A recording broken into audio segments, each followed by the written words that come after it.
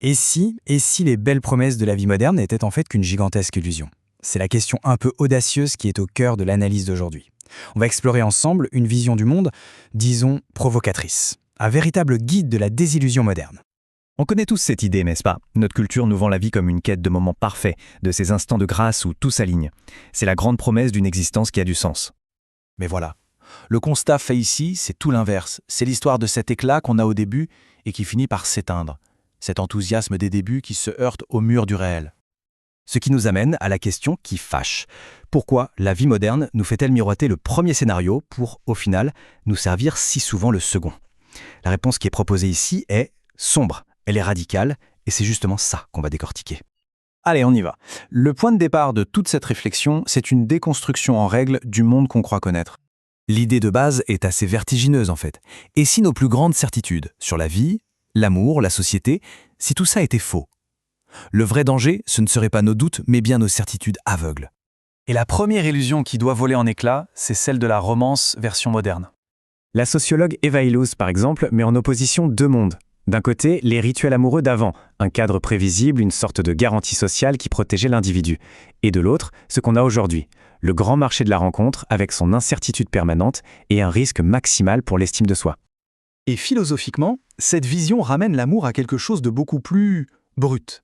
Fini la connexion spirituelle, éthérée. Non, l'amour, à sa racine, ce ne serait rien d'autre qu'un instinct biologique, une force primaire et puissante. Et la conclusion de tout ça est assez terrible. Ça débouche sur un avertissement. Dans ce contexte moderne, la vulnérabilité en amour, c'est comme partir à la guerre sans la moindre protection. C'est là que ça devient crucial. Le rejet amoureux, aujourd'hui, ce n'est plus juste une histoire de « ça n'a pas collé ». Non, c'est perçu comme une attaque directe à notre identité, un rejet de ce qu'on est au plus profond de nous-mêmes. Et pour appuyer cette critique, un contre-récit est proposé avec des chiffres qui interpellent. En France, par exemple, les hommes représentent les 3/4 des suicides, plus de 80% des sans-abri et une écrasante majorité, 96% de la population en prison. Des données qui viennent clairement nuancer le débat sur les désavantages dans notre société. Bon, maintenant qu'on a parlé de l'intime, on monte d'un cran. On va voir comment cette critique s'étend à la société tout entière. La résilience, c'est un mot qu'on attend absolument partout. On nous la présente comme la grande qualité à avoir aujourd'hui, cette capacité à encaisser les coups et à se relever. Sauf que dans la vision du monde qu'on explore, ce concept est balayé sans ménagement. La résilience y est vue comme une sorte d'arnaque. En gros, le système a le droit de broyer les gens, et en plus, on leur demande de se réparer tout seuls, sans jamais remettre en question la machine qui les a cassés. Et pour montrer à quel point ce système serait défaillant, on nous sort les chiffres. Rien qu'en France, l'évasion fiscale s'est estimée à 80 milliards d'euros par an. Les fraudes sociales, entre 30 et 50 milliards. Des montants qui donnent le vertige et qui peignent le portrait d'un système où les règles semblent faites pour être contournées. La thèse ici, c'est que nos institutions, que ce soit l'école ou le gouvernement, n'auraient pas pour but de nous émanciper et de forger notre esprit critique. Non, leur véritable objectif serait de fabriquer des travailleurs dociles et obéissants. Après avoir analysé le présent, ce pessimisme va chercher ses racines dans une lecture très sombre de notre histoire. L'argument est dévastateur. L'histoire de l'humanité, ce ne serait pas une belle marche vers le progrès, mais plutôt un catalogue sans fin d'horreurs et de massacres.